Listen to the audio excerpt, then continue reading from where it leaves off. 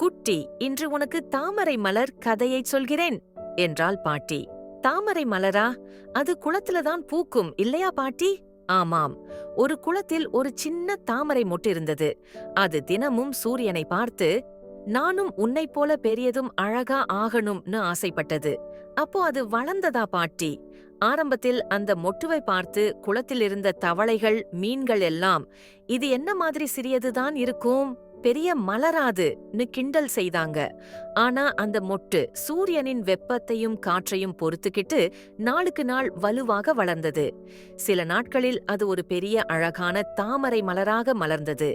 அப்போது குளத்திலிருந்த எல்லா உயிர்களும் அதை பார்த்து ஆச்சரியப்பட்டன. வாவ் பாட்டி, அப்படின்னா உழைத்தாயெல்லாம் சாத்தியமா? ரொம்ப சரியா சொன்ன குட்டி. கதையின் நெறி பிறர் என்ன சொல்கிறார்கள் என்பதை விட நாம எதை அடைவது என்று நம்பிக்கையுடன் முயற்சி செய்தால் நிச்சயம் வெற்றி கிடைக்கும்.